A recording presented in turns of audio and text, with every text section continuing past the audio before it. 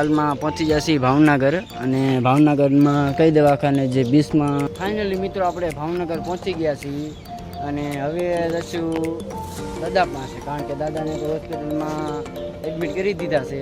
તો દાદા પાસે જઈએ, કારણ કે સગા સાથે જવું તો પડે તેમાં ન ચાલે સમજ્યા. એટલે હવે દાદા પાસે જઈએ અને બાકી ભાવનગરમાં એક બે જગ્યાએ જવાનું છે, થોડું કામ છે આપણે અલગ અલગ, તો એ કામ પણ પતાવી દઈશું અને બાકી બ્લોગમાં રહેજો. BIMS હોસ્પિટલ છે. તો મિત્રો ફાઇનલી છે ને આપણે હોસ્પિટલની અંદર જઈએ અને દાદાને દાખલ થઈ ગયા છે.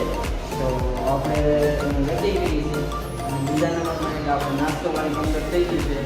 તો હવે દાદા પાસે જઈશું. મિત્રો હાલમાં આપણે 20માં હોસ્પિટલમાં જઈએ અને અહીંયાથી જઈશું આપણે મેઘાણી સર્કલે, કારણ કે ત્યાં ગણપતિ દાદાનું મોટું સાનિધ્ય હશે અને ગણેશ ચતુર્થી છે. તો સ્પેશિયલ મોટા ગણપતિ બાપાની મૂર્તિ બેસાડેલી છે, ત્યાં દર્શન કરતા. મિત્રો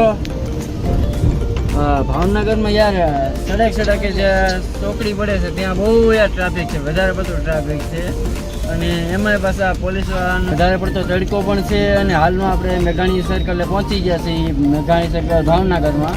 ઓકે, તો પહેલાં સૌપ્રથમ દર્શન કરીશું ગણપતિ બાપાના. ફરીથી ગાડી પાર્કિંગ કરી દીધી છે ને હવે ડાયરેક્ટ મેઘાણી સર્કલે જઈશું. મારા કરતાં 3 ગણી મોટી મૂર્તિ ગણપતિ દાદાની બેસાડેલી છે.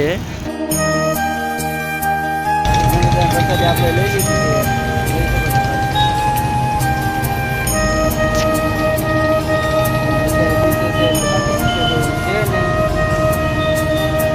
In 200 meters, at Jewel Circle, take the third exit onto National Highway 51, National Highway 8E.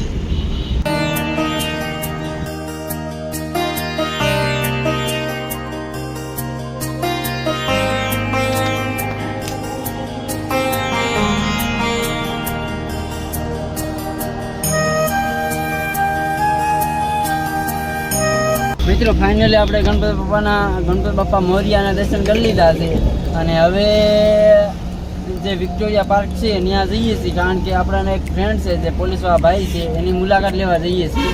મારે જાણવું એ છે કે માની લો કે આમાં આપણે શરૂઆત તો કરીએ.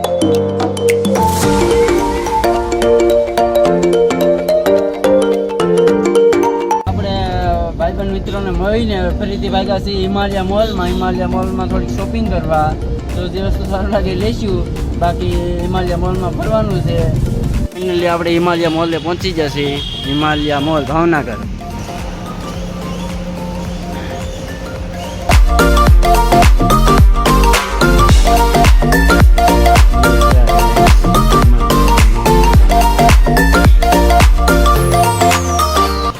ફરીથી નીચે જવાનું છે હવે.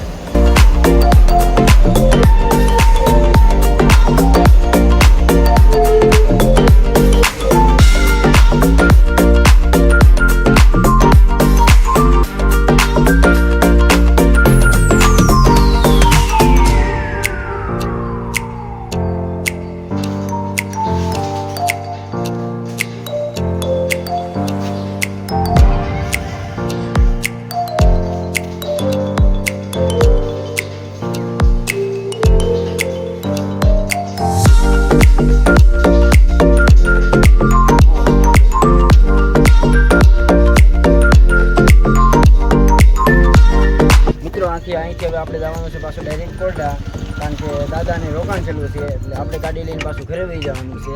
અને ગઈકાલમાં પાછું જો આવવાનું થશે જો ફોન કરશે તો પાછું આવશું, બાકી અધર જગ્યાએ જવાનું થશે. તો હવે અહીંથી જઈશું ડાયરેક્ટ આપણે કોરડા. ઓકે, તો મળીએ ડાયરેક્ટ ઘરે જઈને.